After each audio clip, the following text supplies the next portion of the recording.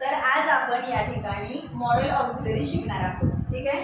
तर model auxiliary हे तुम्हाला इंग्रजी समजण्यासाठी, वाक्य बनवण्यासाठी मदत करणारा टॉपिक आहे.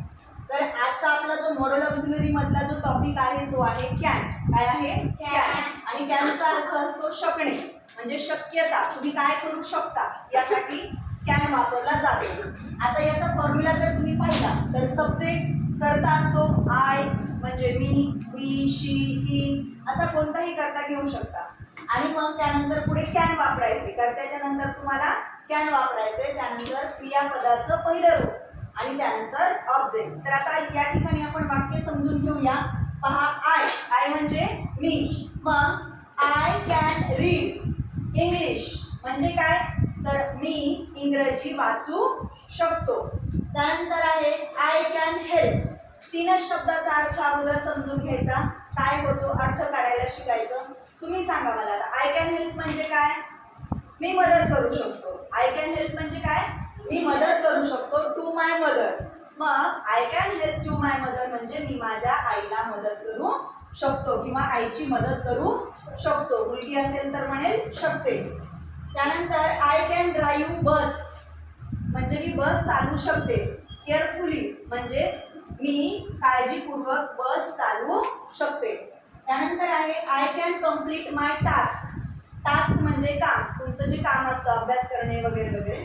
तर आय कॅन कम्प्लीट म्हणजे काय? पूर्ण करणे. मग मी माझं काम पूर्ण करू शकतो.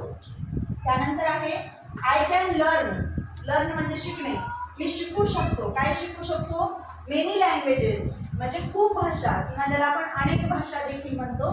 तर मी अनेक भाषा किंवा खूप भाषा शिकू शकतो. आय कॅन हेल्प यू, मी तुला मदत करू शकतो. यू म्हणजे तुला. त्यानंतर तुला किंवा तुझी म्हटलं तरी चालतंय. आय कॅन फ्ली म्हणजे पळून जाणे. फ्ली म्हणजे काय? पळून जाणे. I can flee out of city म्हणजे मी शहराच्या बाहेर पळून जाऊ शकतो. तर हेच वाक्य तुम्हाला नकारार्थी बनवायचे. मग नकारार्थी तुम्ही बनवायचे म्हणजे तुम्ही सांगायचे. ठीक आहे, समोर बघू. आता बघू किती जणांना जमतंय. आय कॅन रीड इंग्लिश या वाक्याचं नकारार्थी, एक मिनिट, या वाक्याचं नकारार्थी तुम्हाला काय करायचं? फक्त कॅन नंतर नॉट शब्द घ्यायचा आहे आणि नकारार्थी वाक्य बनवायचं आहे. I can not read English. Very good. I can not read English म्हणजे मी इंग्रजी वाचू शकत नाही. त्यानंतर पुढचं वाक्य आहे, कोण सांगेल नकारार्थी? I can not help to my mother. I can not help to my mother. Okay, पुढचं वाक्य कोण सांगेल? I can not drive bus carefully म्हणजे काय? मी काळजीपूर्वक बस चालवू शकत नाही. शकतो आणि शकत नाही. I can not complete my task. I can not complete my task म्हणजे काय? मी माझे काम पूर्ण करू शकत नाही. त्यानंतर या वाक्याचं निगेटिव्ह कोण बनवत आहे? Purva. I can not learn many languages. मी अनेक भाषा शिकू शकत नाही. I can not help you म्हणजे काय? मी तुझी मदत करू शकत नाही. मी तुझी मदत करू शकत नाही. I can flee out of city मुलांमध्ये कोण बनवत आहे? समाधान. I can not flee out of city म्हणजे काय? मी शहराच्या बाहेर पळून जाऊ शकत नाही. Very good. आता सेम हेच वाक्य तुम्हाला निगेटिव्ह बनवायचे, तर त्या अगोदर आपण पॉझिटिव्हचा मीनिंग लक्षात घेऊया. आय कॅन ॲडवाइज म्हणजे सल्ला देणे. आय कॅन ॲडवाइज यू म्हणजे तुला. मी तुला सल्ला देऊ शकतो. कॅन म्हणजे शकतो. कॅन म्हणजे शकतो, लक्षातच ठेवायचं. I can use your laptop. Use म्हणजे वापरणे.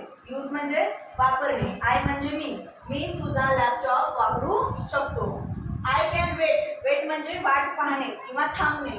I can wait 5 minutes. मी 5 मिनिट वाट पाहू शकतो. आपण म्हणतो ना आपल्या मित्राला, लवकर ये, नाही तर मी तुझी 5 मिनिटं वाट पाहू शकतो. बघ, I can wait 5 minutes. I can weep loudly. मी मोठ्याने पण रडू शकतो. वीप म्हणजे रडणे, तुम्हाला माहीत असलेला क्राय आहे. क्राय म्हणजेच वीप म्हणजे रडणे, हे पण वर्ब आहे. त्यानंतर आहे I can do this task. Can म्हणजे शकणे, डू म्हणजे करणे, धिस टास्क म्हणजे हे काम. मी हे काम करू शकतो. I can tell you story. I can tell you story म्हणजे मी तुला गोष्ट सांगू शकतो. I can play guitar. Play म्हणजे खेळणे, पण या ठिकाणी वाद्यासोबत जेव्हा आपल्याला वाजवायचं असतं तेव्हा आपण प्ले वापरू शकतो. म्हणजे या ठिकाणी मी गिटार वाजवू शकतो. त्यानंतर आहे I can win the election. Election म्हणजे काय? निवडणूक. तर या ठिकाणी मी निवडणूक जिंकू शकतो किंवा मुलगी असेल तर म्हणेल मी निवडणूक जिंकू शकते. I can live alone. मी एकटी राहू शकते. अलोन पर्यंत आपण अर्थ बघितला. आय कॅन लिव्ह अलोन म्हणजे मी एकटी राहू शकते. कुठे? इन मुंबई. मी मुंबईमध्ये एकटी राहू शकते. आता सर्वांनीच तुम्ही निगेटिव्ह वाक्य बोलायची आहेत. चला म्हणा. I can advise you. याचं निगेटिव्ह सगळेच मुलांनी म्हणायचं आहे. Okay. I can not advise you. I can use your laptop. I can wait 5 minutes. I can weep loudly. I can do this task. I can tell you story. I can play guitar. I can win the election. I can live alone in Mumbai. समजलं तुम्हाला? तर सर्व विद्यार्थ्यांनी अशा पद्धतीनं I कॅनची वाक्य बनवायची आणि कॅन म्हणजे शकणे, शक्यता दाखवणे किंवा शक्यता दर्शवण्यासाठी कॅनचा वापर केला जातो. तर अशा पद्धतीनं तुम्हाला वाक्याची प्रॅक्टिस करायची आहे. समजलं?